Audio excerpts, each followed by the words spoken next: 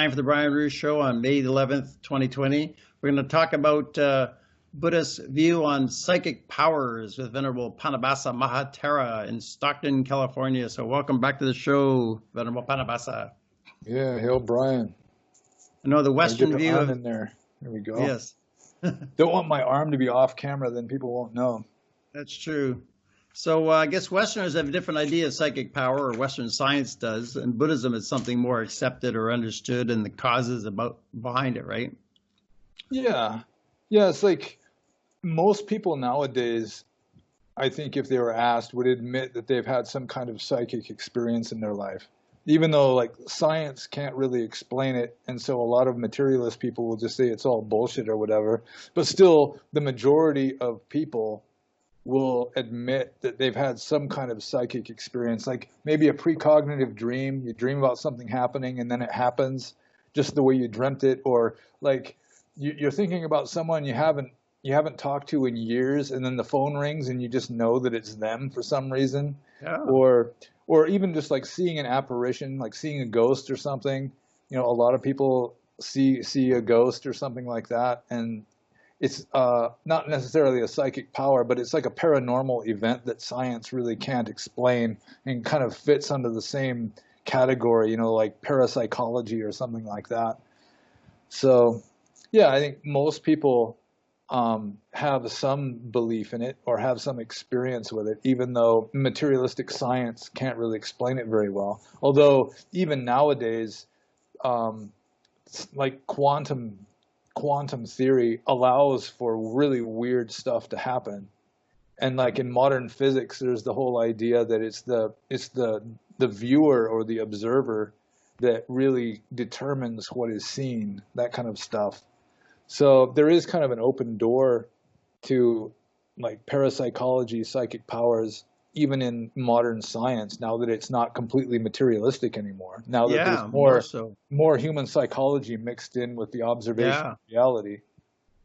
But with Buddhism, I mean, Buddhism obviously allows for the existence of psychic powers, even though like a lot of Western Buddhists are really just sort of like materialistic neo-Marxists with a little Buddhist flavoring at it, and they don't even believe in nibbana. You know, they don't even believe in enlightenment really, or karma or anything. I know the Insight Meditation Society, they refer to the classical teachings of Buddhism. Like back in those days, these crazy people believe these stupid things, but now we're so modern in the 21st century, you know, we're atheist materialists. Oh, I like that up there. But we're talking about real Buddhism. Yeah, or, you know, like original Buddhism, traditional Buddhism, scriptural Buddhism as found in the texts themselves. And I think the main way that Buddhism explains the possibility of psychic powers is that Buddhism is more idealistic, or idealist in a philosophical sense, where it's the mind really is determining reality. You know, like the very first verse of the Dhammapada, you know, let's see, phenomena are, manopabangma dhamma. Okay, so the mind's the forerunner of everything, or something like that. Yeah, mind is the forerunner of phenomena. Mind is chief. They are mind made. And even though Theravada Buddhism accepts the ultimate reality of physical matter, still it also accepts that physical matter can be created by the mind. You know, like karma or karma. You know, it causes things to happen. Even though it's a mental state, it causes physical events to happen. So in Buddhism, much more than in Western like science or empiricism, the mind really does influence the world we live in. You know, it makes things happen. And if you're just a normie, then you're pretty much stuck with just the rules that are imposed upon you. Sort of like in the movie The Matrix, where the normies, the people that are completely blue-pilled in the Matrix, they can't really break the rules.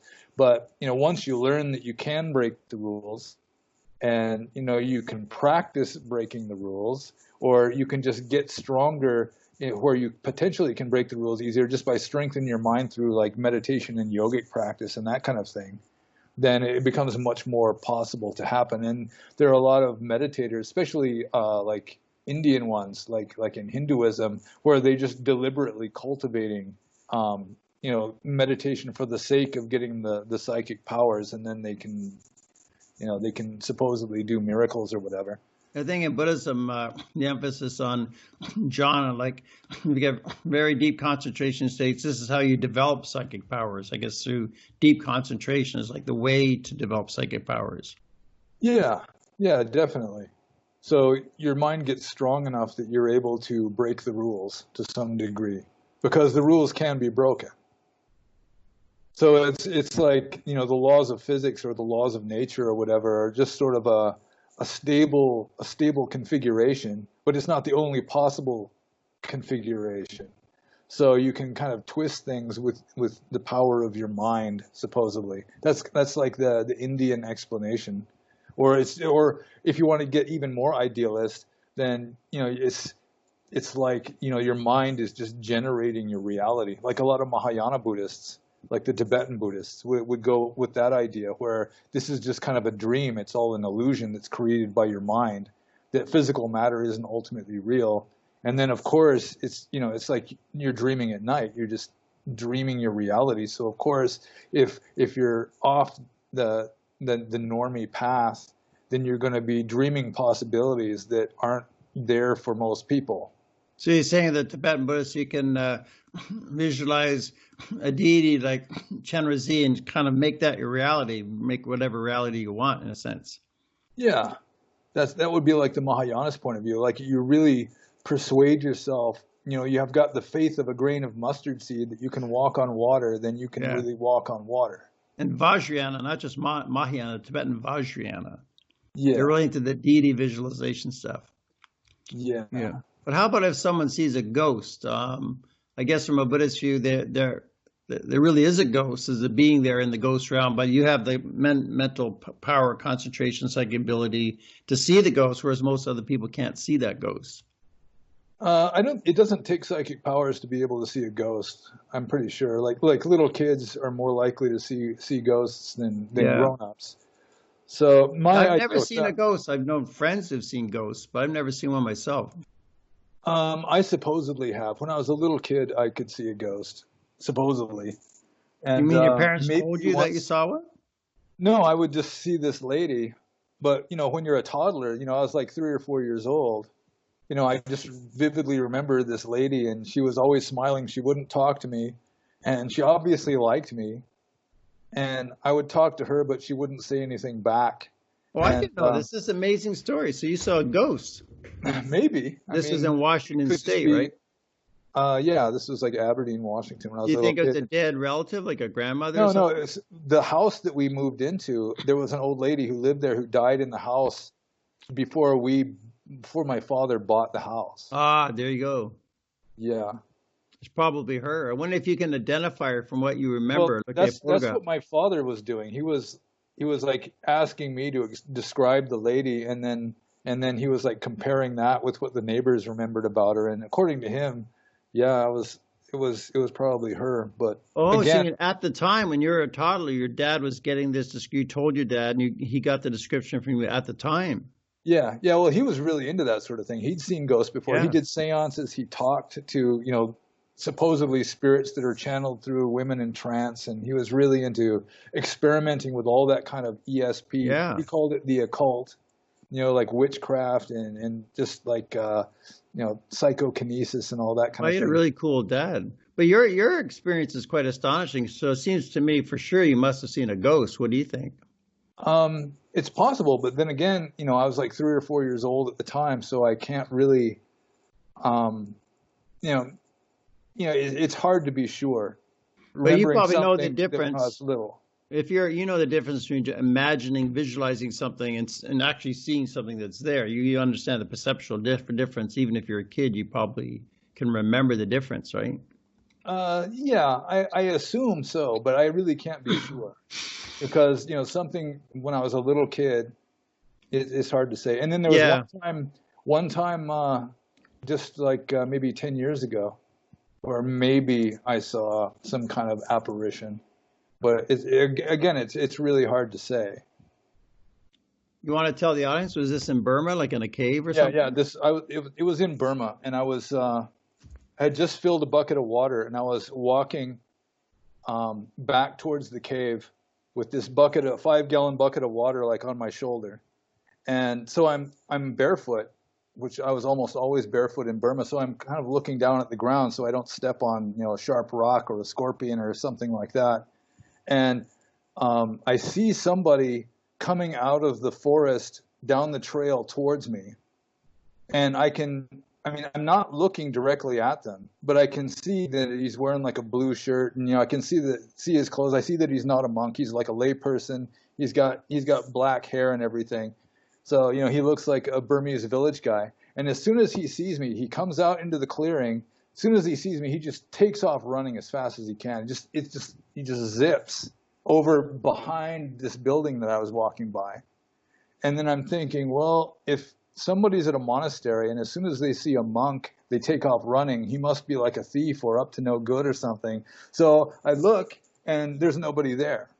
And then I'm thinking, well, when he took off running like that, he was going awful fast and I didn't hear a sound. It was just completely silent when he was running. And then I'm looking on the ground for footprints or anything and I don't see anything, although it was hard ground. So then I'm thinking, wow, I was perfectly healthy. I wasn't sleep deprived or anything. So I was, in a perfectly healthy state. And, just something that you wonder about, maybe he just took off and hid or something and just runs really fast and doesn't make noise. Or, so anyway, I'm telling some Burmese supporters, these village ladies, that I had seen this apparition. And I was a little apprehensive because Burmese are really afraid of ghosts. And so they might be afraid to come to the monastery anymore, maybe. But they seemed to know immediately who I was talking about. They knew the identity of that ghost. Really? Just from what I said. It was like But did they know him as a human being before? Yeah, he was supposedly the uncle of one of the women that I was talking to, who he had lived at that very same monastery in that same building that I was walking by. He was like a novice, a samanera, a koyenji they're called. And he was really a lax one because he was living with his wife in this building and everything. And then he dropped out or he died shortly afterwards. And they had the idea that somebody had poisoned him because they thought he was like a wicked fake monk or something. A bad monk having sex with his wife. That's a bad thing to do. Yeah, well, he wasn't a fully ordained monk, but still, he was like in lesser orders, as they would say in Christianity. But still, yeah. And the Burmese believe that if you're murdered, you're more likely to become a ghost. If you die a violent death, you're much more likely to be reborn as a ghost. I believe that too. I think it's true. Yeah, and so the Burmese, the pre-Buddhist religion of the Burmese was called the Nat cult. Nat is the Burmese word for like a deva, and all of their nats died violent deaths because a person who dies a violent death, their spirit, if they stay on earth, is more powerful, more formidable. And so like a lot of Burmese people are especially afraid of like military cemeteries. Like ordinary cemeteries are scary enough already, but like a war cemetery where everybody there, or a lot of them, died violent deaths. They're called asane, which is like a green spirit, and people are just really scared of those. So, but anyway, yeah, in Buddhist culture, people just naturally accept that it's just reality. It's true. But the woman identified him as her real uncle, so it must have been a ghost. She identified him, right? Well, she didn't see him or anything, and so. Maybe. What about the blue shirt and the black hair? Well, everybody has black hair in Burma except me. Yeah. So I guess you think it's probably a ghost in your view, right? That is definitely a plausible hypothesis. Either that, it was just some kind of weird hallucination. But I've never had anything like that before when I was perfectly straight and sober and healthy and not sleep deprived or anything like that. It's not likely you'd have a hallucination, that state of mind, right? Yeah, I've hallucinated before on drugs or from a fever or from sleep deprivation, but never when I was just perfectly healthy. So yeah, it's just one of those inexplicable things. You can't really prove anything. But yeah, I wouldn't say that would be my most likely case of a psychic experience in my life, but yeah, it's a possibility that I saw some kind of apparition. And from the Buddhist point of view, a ghost or a spirit is at a different level of matter. You know, it's like coarse matter. You know, it's like a coarser vibration to Yeah, it's the lower, right? molecules or whatever. Yeah, And it's a deva for would a be ghost. higher matter, higher vibration for a deva. Yeah, yeah. And so not everybody can see them, except I think that like primitive peoples, so-called primitive peoples, and like children and maybe animals, it's, you know, they just have a fuzzier like a wavelength that they're working on. You know, like a civilized modern person, you fine tune your you know, the vibration of your mind or what you're accessible to, just to make it more precise. And you know, you can be more exact, like more the scientific mind. You know, it's sort of a laser beam focused kind of mental state, or you know, it doesn't accept the fuzzy stuff on the edges. So you just kind of focus down into like a tighter beam or a tighter wavelength or whatever, or a frequency. And kids, you know, or like pre-modern people, it's just sort of a fuzzier, broader kind of what you're accessible to, what you're able to see or experience. So that's kind of my hypothesis for why like pre-modern traditional people and also little kids may be more likely to see ghosts or Yeah, I think so. apparitions. I think so, yeah. Yeah, it's possible.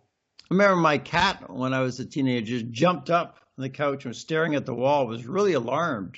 It's a very quiet night at home. I go, what's wrong with the cat? So I thought the cat must have saw a ghost. That's what I believed at the time. Yeah, well, my father was into that sort of thing. So we had haunted houses when I was a kid. We had a poltergeist in our house once. Although the parapsychologists say that poltergeist phenomena generally isn't really caused by ghosts. It's caused by I can't remember what it's called. It's teenagers, right? Teenage psychic energy. RSPK, I think it's called, which is like repeating spontaneous psychokinesis. Where, yeah, it's usually like an emotionally troubled teenager that is sort of causing weird stuff to happen subconsciously. Although in that case, I'm not sure who would have been the focus of it. I think it probably my father, because this weird stuff happened around him a lot. But we had poltergeist, you know, this stuff spontaneously breaking, that kind of thing. Nothing really outrageous. Wow. Yeah, but I remember, I think I probably told you this story before, but one summer my father was hiring a housekeeper, and we were all sitting at the kitchen table, and he was telling her that if you find any broken dishes or anything like that, don't blame the kids right off the bat, because there's a poltergeist in the house, and sometimes dishes will just spontaneously self-destruct. And she's like starting to grin at him, like one eyebrow is starting to go up, like she can't really decide whether he's joking or crazy, you know? And then just a matter of seconds after he finishes that sentence, a glass ashtray right on the table, right in between them on the corner of the table, makes this sound like zinc and just splits into two halves, and the two halves slide about 1.5 inches away from each other. Wow. And all of a sudden she stops smiling, because all of a sudden she's taking it real seriously, because the ashtray just self-destructed right in plain sight of everybody. Wow. So it was like the ghost was taking cues from your dad. Yeah, I guess. Almost like he's working for your dad. Well, my father, you know, he did seances and he could see spirits, or at least, you know, he believed that he could see spirits. And so they kind of followed him around. Or at least that was I believe that. That can be problematic from a Buddhist view. It's probably not recommended from a Buddhist view to be doing that, right? Yeah, from a Buddhist point of view, like for a monk to do seances would be called animal knowledge. And it's not encouraged. Like in the first like 10 suttas or so of the Digha Nikaya, it's on this list of things that a monk shouldn't do, and it's animal knowledge, it's called. Did the Buddha call it the priestcraft? You should avoid the priestcraft? That would be different, I think. But there's one, questioning a girl in trance, which would be a woman who's like a channeler, you know. So that would be one. Questioning a deva, which would probably include other ways of trying to communicate with higher beings. Like nowadays, you know, you got Ouija boards and stuff, that kind of thing. divination, different kinds of divination, I'm fortune thinking of telling. Edgar Casey. He was probably had a David talking through him, and people asked the David questions to Edgar Casey. Well, Edgar Casey, his explanation was that he was going into a trance state where he could consult the Akashic records. Yeah, which isn't really a Buddhist concept, but that was his explanation. Yeah, it's not a Buddhist concept. Is that a Hindu concept, the Akashic records? Maybe. I wonder if it could be true, even if the Buddha never mentioned it. What do you think? Yeah, Like well, that, there's a record of obviously, everything. like the Pythagorean theorem is true, even though the Buddha never mentioned it. You know, so Yeah. there's all kinds of true things that the Buddha never mentioned. Another one is the chakras. A lot of Buddhists like chakras, but the Buddha never mentioned chakras. But it could be true. What do you think? Uh, yeah, maybe. I mean, that's sort of a yoga thing, and then you've Yeah. got the nadis, the different energy, like the energy channels and stuff through the body. That's really a big thing in, Chinese like, medicine. Chinese medicine. Yeah. The Buddha never mentioned that either, right? No, he doesn't really. Like the ancient Buddhist texts don't have a whole lot of medical stuff. There's a little bit, and it's Yeah. fairly primitive. You know, like the four elements. You know, if you get sick, it's because your elements are out of balance, that kind of stuff. Too much wind element causes stiffness in the joints and like arthritis and that kind of thing. So yeah, it was fairly primitive, like, you know, Iron Age medicine. So yeah. Hmm. Yeah. Yeah. But, Yeah. but It's true. Yeah. Buddhism Back to psychic definitely powers. definitely accepts the possibility of psychic powers, though, Oh even yeah. though for a monk it's against the rules for a monk to show psychic powers. Yeah. To You know, lay like, people, they can do it to other monks, right? yeah, like, you know, there's all these lists. There's the standard list of all these psychic powers, which includes, you know, like walking through walls or walking on water or like moving through the ground as though it were water, or, you know, there's all, you know, seeing your own past lives, knowing the minds of others. You know, there's this standard list of these psychic powers that are attainable through high meditative attainment. Yeah. And a monk isn't allowed to demonstrate any of that, especially to lay people. Maybe to another monk just to show he can do it or something, if they're alone together or something. Yeah, I But think it's okay to other monks, right? So they could kind of evaluate each other's progress or teach and yeah, give maybe. advice. Although in the suttas it says that the only psychic power that a monk should really practice is to look into the heart of the person that he's talking to see the best way of teaching them. Well, that makes sense. That's good because then you're not showing anything off either. Yeah, you're not really showing anything off, but it's to the advantage of the person you're teaching. Yeah, she mentioned Mahamagala, Buddha's number 2 chief disciple. He had the greatest psychic powers. He could dematerialize. He could go up to Tawatimsa heaven and talk to the devas. He could do all kinds of stuff. Yeah, Fly yeah. through the air. Yeah. And then he wound up getting beaten to a pulp. He got murdered at the end. And then It's according to karma. the story, they tried to kill him like 2 times before, but he was able just to fly away. You know, I he thought made he dematerialized. Did he just actually fly away? yeah, I think he just made himself small and flew away or something like Yeah, that. yeah. Yeah. And then finally he realized, using another psychic power, he looked back into his past and saw that he had done something really bad in a past life that really his karma necessitated that he get murdered. Yeah, it And was so the third time he just let them kill him. yeah, the third time what happened, he remembered way back in a past life, he had this beautiful wife who said, you know, your aging mother, she's going to die anyways, just kill your mother, she's a nuisance. So he killed his mother to please his beautiful wife. So now I realize, oh, my karmic fruition. So Yeah, well, got beaten beautiful to on the death. outside, beautiful on the outside and ugly on the inside. Yeah, yeah. Yeah, that's Yes. one of the things in Buddhism. If you kill one of your own parents, it's guaranteed of Avicii hell. Avicii hell, you bet. Yeah. Yeah, so there's probably a lot we could say about psychic powers. Reading minds. I know sometimes people on Buddhist meditation retreats, they can read the mind of the person next to them the first time in their life, you know, then after the retreat, they can't because they're building up that concentration. So I think, yeah, concentration is very much a source of developing these psychic powers. Yeah, and then from the Buddhist point of view, it's mainly, I mean, our experience is a creation of our own mind. So we're not, as Buddhists are not nearly as materialistic as, you know, the modern Western, you know, like a Marxist materialist or something, or just these devout scientists who is, it's like science is their religion. And I've met some scientists.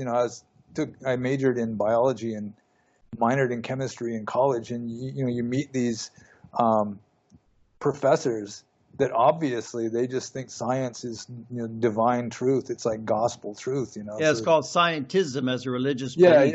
Yeah. It's like their religion, and then they're seeking meaning and self-worth and all that through participating in the scientific method. It's like they're adding their little brick to the intellectual Tower of Babel. That's how they find their meaning in life and their self-worth.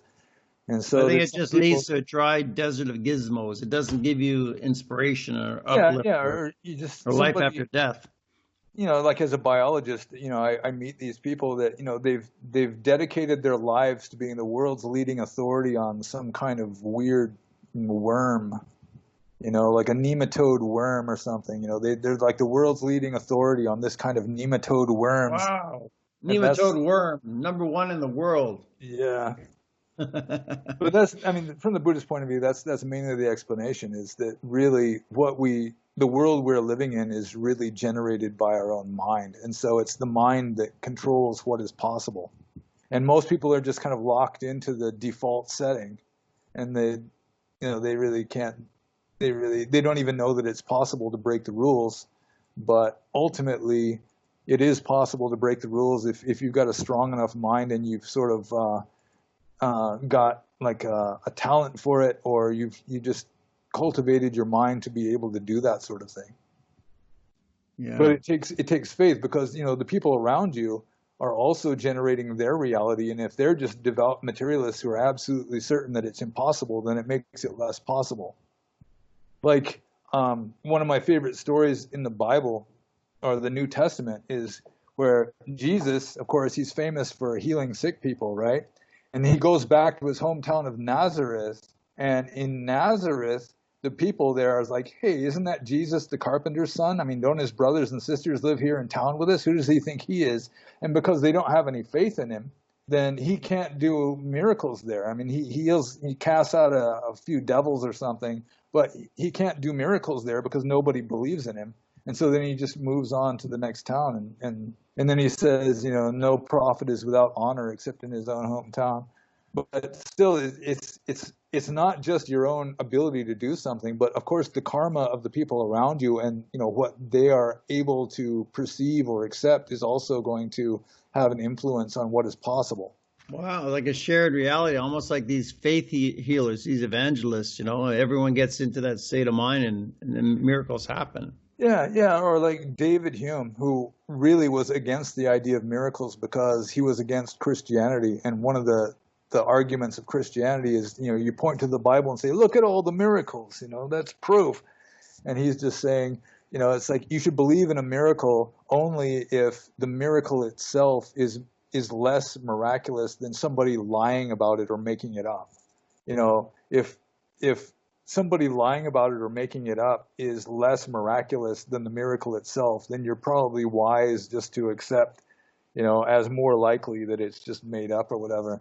But then he uses this argument that it's only from like remote or primitive places that the miracle stories really are, that they really get traction.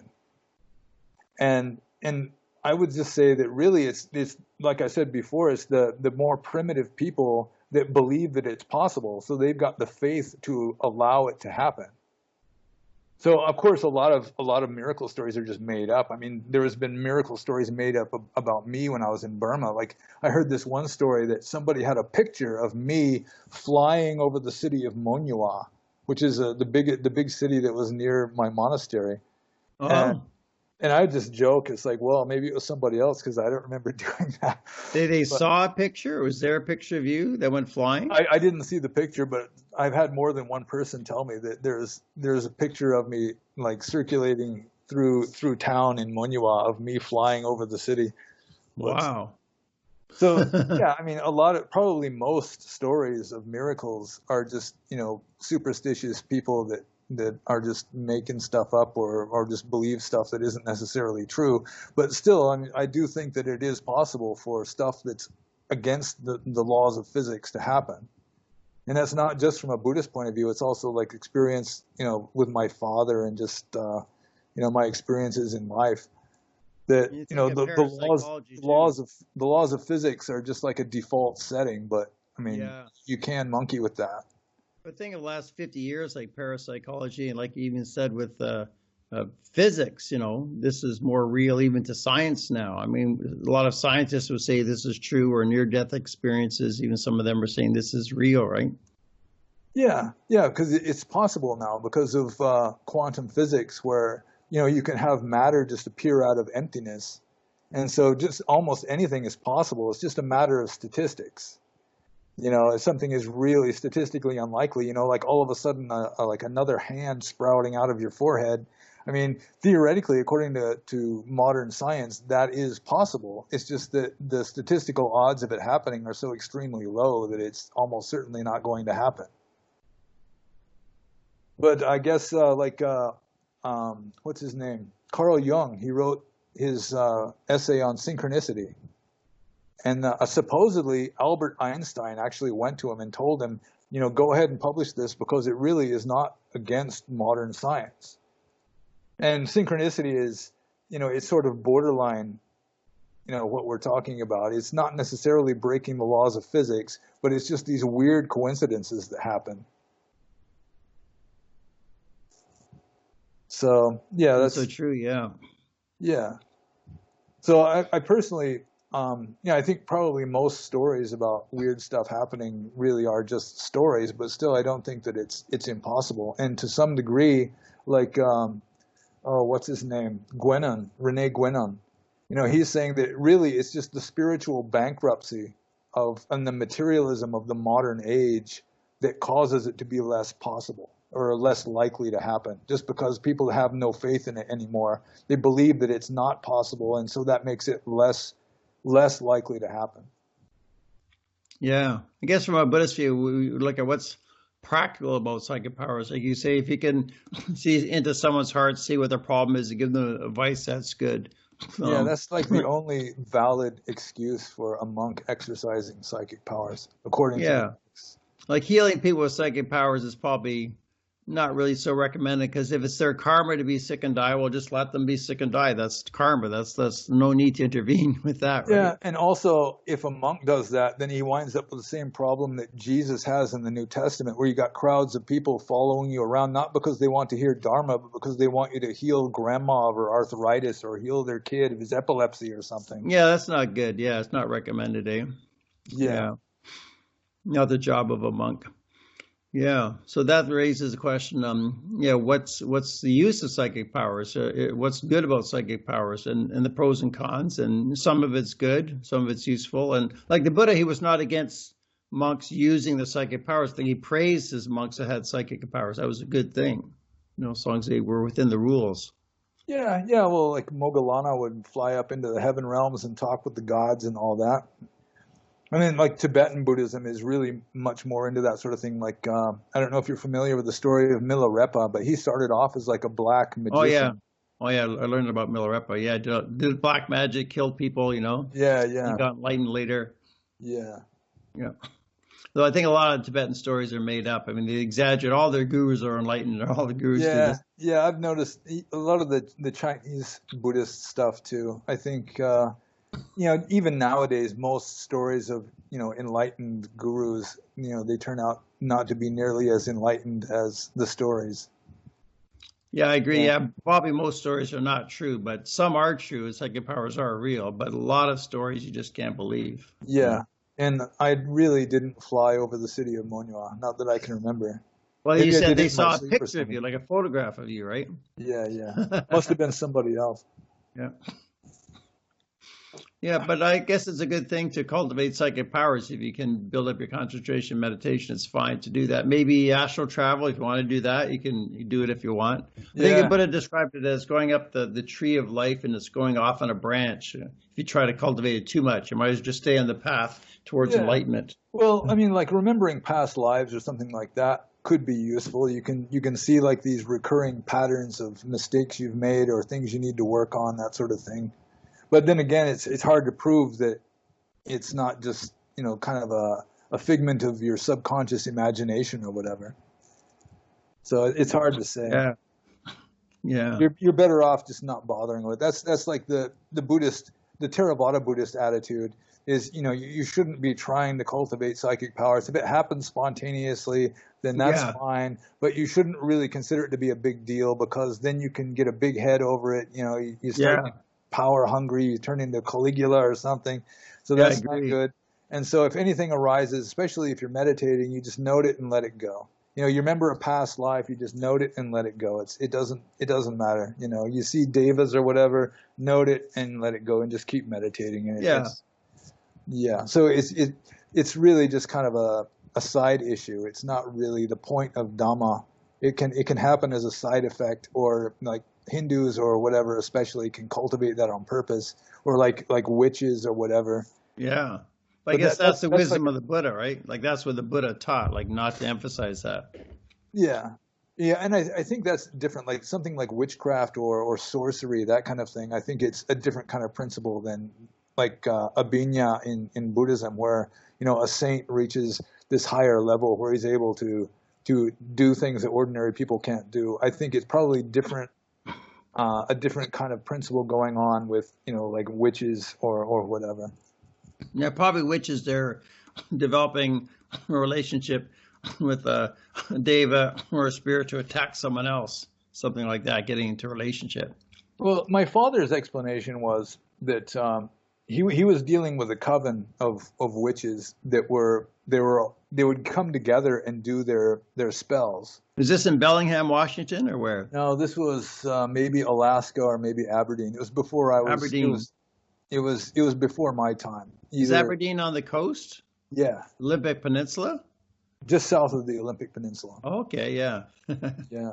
And he's saying that the witches, they'll do incantations, they all chant in unison, and sometimes even they'll do the body movements all the same, all in unison. So it's like magnifying, one person has like a small amount of psychic power, but you've got like 10 or 12 people all concentrating on the same thing, then that magnifies it and makes it stronger.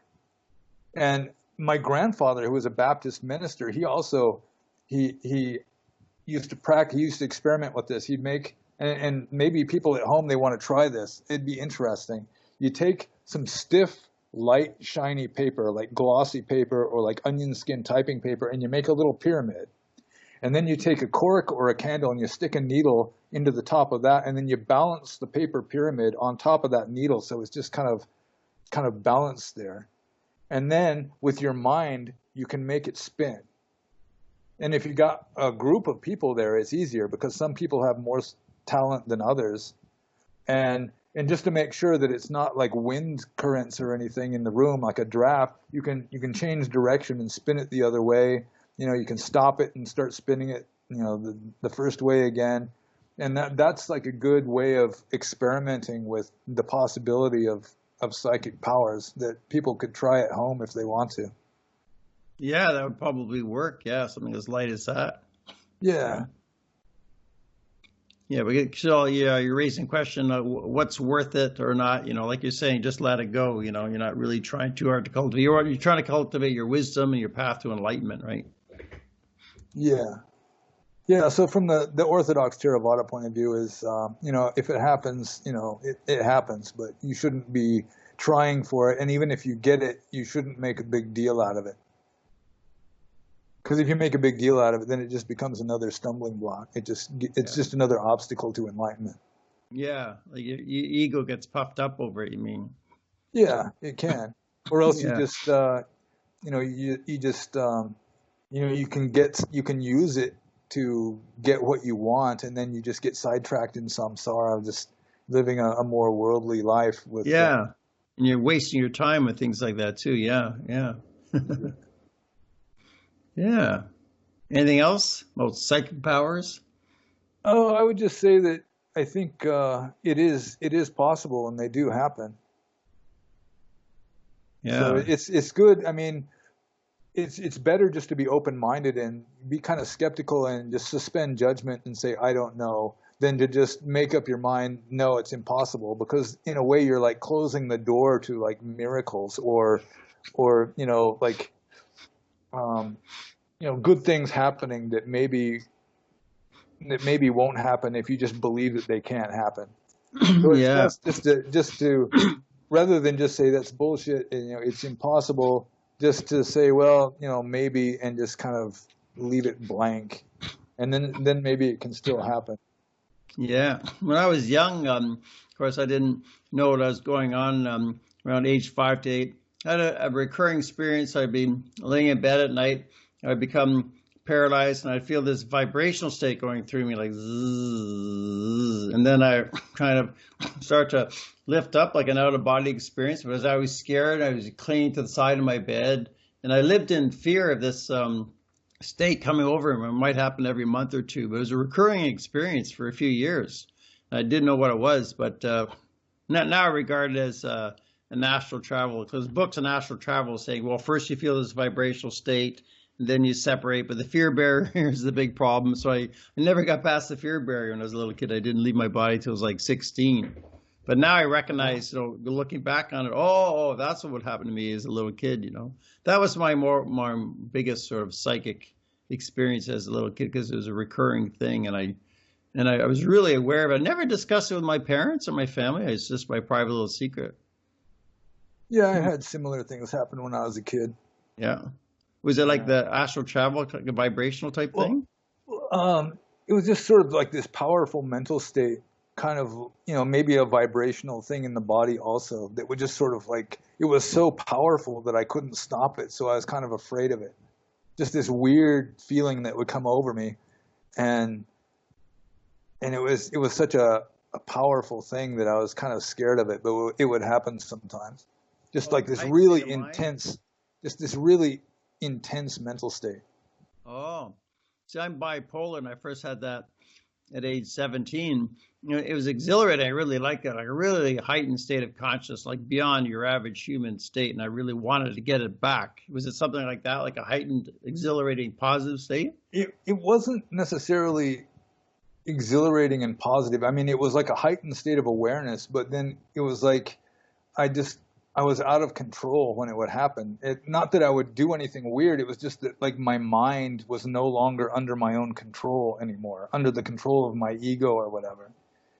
So it would just get into this state and stay there, and I couldn't really stop it unless I just have to like shake myself, just kind of, sit up. If I was lying in bed, just kind of sit up and shake my head or make noise or something in order to cause the mental state to subside. Wow. But looking back on it now as a trained Buddhist monk, do you think it was like a David channeling through you or ghost possession? What's your analysis of it now? Oh, I have no idea what it was. So I can't really say. How small were you at that time? Like what age? Oh, I think it started maybe when I was like 10 or 12. Oh. Yeah. And then even like when I was in my 30s, every once in a while, there would be like a similar state. But by then, it wasn't as strong and it wasn't as scary. Oh, my vibrational state would last into my 30s or 40s. I remember when I moved to Vancouver when I was 21, I had the vibrational state, and I knew about astral travel, so I was trying to leave my body. I lifted my astral arms like this. They looked milky white. I could see my astral arms like that. And I remember once even sitting up as far as I could go. But I think I chickened out. I just couldn't get past the fear barrier. And also how it happens when you sleep north to south with your head to magnetic north. When my current apartment now, I sleep east-west just for convenience. So I haven't really had it in about 10 years. Yeah, I just don't have much psychic talent. My father was more into that. So like the stories of psychic traveling and past life regressions and all of that, mainly I got those from my father as a kid. But we can talk about that some other time. We've probably been going for quite a while now. Oh, yeah. Yeah, I think I had more of it as a kid and a young man, less now. But I don't care. Like you say, I'm a Buddhist. What do I care? I'm not so interested in that kind of stuff. Yeah. Okay, well, it's been a good talk. Yeah, about 45 minutes. So thank you very much. I'm sure these things are interesting to the audience. So it's also a timeless subject, 10 years from now, 20 years from now, people are still going to have an interest in psychic powers. Yeah, we could do a whole talk just on my weird father some other time. Yeah, we should. He had a cool father. Cool and weird. Yeah. Well, my father, he was good. He got the family into meditation. He meditated for the rest of his life. He was into that, and Eastern philosophy as well, but he wasn't into all the psychic woo like your dad. Not into the occult. Yeah, no, he wasn't into that. Yeah. Okay, well, thank you kindly, Venerable Panabasa. I appreciate that. Yeah, you're welcome. Catwoman and Wonder Woman. Watch the Brian Show.